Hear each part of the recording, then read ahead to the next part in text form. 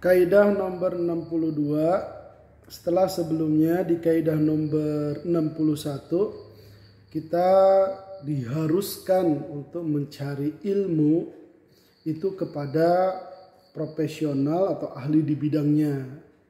Nah, berkaitan dengan ilmu ya otomatis berkenaan dengan belajar mengajar.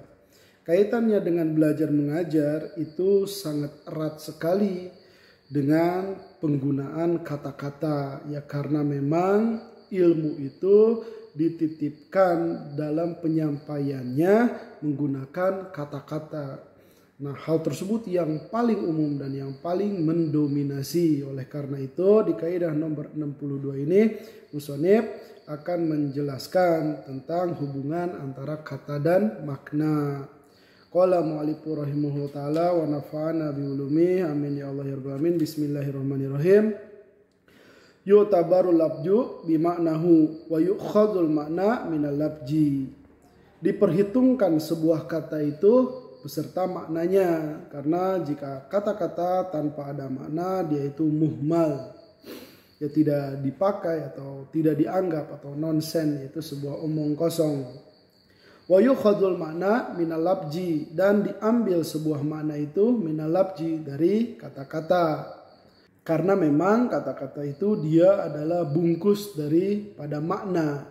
Makna itu adalah kata lain untuk pemahaman atau ilmu yang dia itu diambilnya melalui lafaz. Nah, maka sebelum kita ngebahas lebih lanjut, penting di sini kita membahas tentang sesuatu yang disebut dengan wujud. Wujud itu dia ada tiga. Ada wujud labji, yaitu sesuatu yang sifatnya redaksional. Ada wujud jihni, yaitu ilmu pengetahuan. Ada wujud khoriji, yaitu sesuatu yang dia itu asili, yaitu yang orisinil. Sesuatu yang dia itu memang berada di dunia faktual. Dan hubungan antara wujud khoriji dan wujud jihni ketika ingin disampaikan ini menggunakan wujud labji. Jadi ketika berbicara tentang wujud labji, maka dia itu berkemungkinan merujuk kepada wujud jihni dan wujud khoriji sekaligus. Yang kesesuaian antara wujud jihni dengan wujud khoriji itu disebut dengan kebenaran. Sederhananya ginilah, contoh misalnya insanun, lafaz insanun, dia itu berarti manusia yang kita ucapkan secara redaksional. Nah, manusia itu ada manusia secara khoriji, yakni di dunia luar sebagaimana kita mengetahui manusia sebagaimana ia manusia, dan ada juga manusia yang kita pahami, yaitu suratun hasilatun fil akli, yaitu gambaran tentang manusia yang ada di dalam pikiran kita. Dan secara mahiyah, apa yang ada di dalam pikiran kita dengan apa yang di khorij itu tentu saja berbeda. Karena yang di dunia luar itu dia asli, sementara apa yang ada di dalam pikiran kita dia itu gambaran. Setelah kita memahami hal tersebut, maka fakulu talibin itana bil labji aksara minal mana fatahu tahsilul ma'ani. Fakulu talibin, maka setiap pencari ilmu yang dia itu itana memperhatikan kepada lafaz, aksara lebih banyak minal makna daripada makna, fatahu maka hilang kepadanya tahsilul ma'ani memperoleh makna, sementara secara tujuan makna itu adalah asal, sementara kata-kata dia adalah perantara saja. Maka siapapun pencari ilmu yang dia itu ngutak-ngutak di lafaz tentu saja akan banyak kehilangan makna, karena makna itu dia adalah tujuan dari diredaksikannya kata-kata.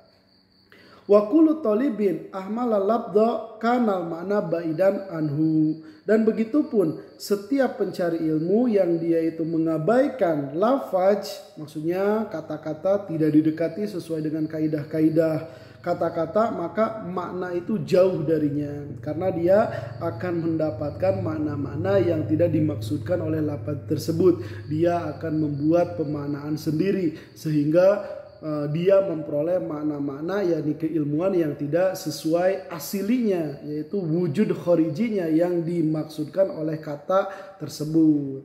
Maka di sini kita memahami bahwasannya memperhatikan makna dan lafaz itu adalah sesuatu yang tidak bisa terpisahkan, saling melengkapi. Maka di sini standarnya gimana nih yang bagus biar kita dapat dua-duanya. Untuk sekedar itu cukup sebagaimana dikatakan oleh musonif. Wa manik tasoro ala pahmi ma yu'addihi labju min ghairi ta'amukin wala tatabuin kana aqraba li ifadatihi wastifadatihi.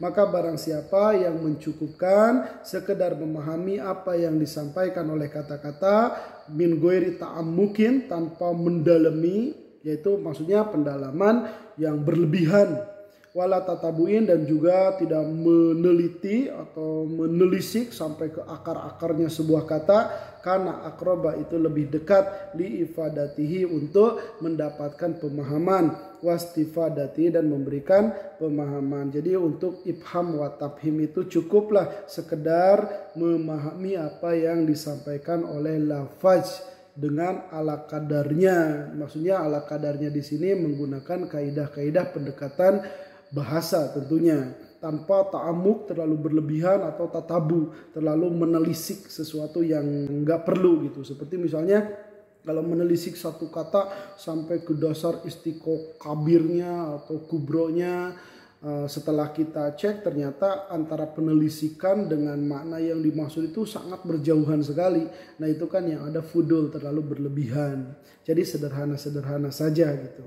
Akan tetapi kendati demikian, musannif melanjutkan fa'in adofa li fahmil makna ijra an-nazari fi haqiqati bi usuli ihtadalit tahqiq. Maka apabila menambahkan si tolib, jadi si pencari ilmu tadi, li fahmil mana, untuk memahami mana, apa yang ditambahkan ijro'an najori, mengoperasionalkan penalaran fi hakikatihi, di dalam hakikat paham, bi usulihi, menggunakan usul-usul pemahaman, yang tentu saja ini kembali terhadap ilmunya masing-masing. Apabila mendekati kata melalui usul pemahaman ilmu mantik, berarti berbicara tentang dilala, kita mengetahui makna mutabaqah, tadomun dan lazimnya.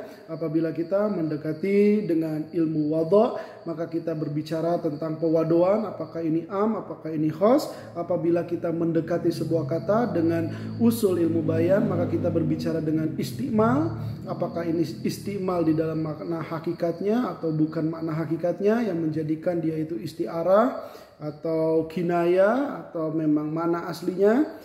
Dan apabila kita mendekati sebuah kata-kata menggunakan usul fikih, berarti kita memahaminya dengan makna al-hamlu yang kita nanti istimbat. Ini adalah am, ini adalah khas, ini adalah mutlak, ini adalah muqayyad dan seterusnya. Maka dengan pendekatan seperti itu ihtada litahqiq, maka dia akan mendapatkan petunjuk litahqiq untuk mendapatkan detailnya atau sesuatu yang lebih mendalamnya.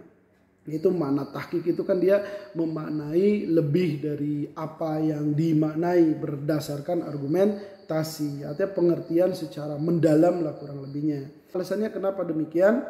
Idil ulumu illam yakun minka wa minha kunta baidan anha. Karena sebuah keilmuan apabila dia itu tidak ada kontribusi dari Anda, maksudnya Anda menggunakan alat-alat pengetahuan untuk memahaminya, wa minha dan daripada ilmu itu sendiri, kunta maka engkau baidan jauh anha dari sesuatu yang disebut dengan keilmuan.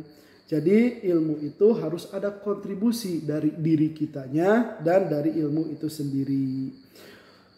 Paminka bila minha pasadun wadolalun. Maka konsekuensinya apa? Jika ilmu itu minka hanya dari kamu saja, bila minha tanpa dari keilmuan, pasadun itu adalah kekeliruan, wadolalun dan kesesatan.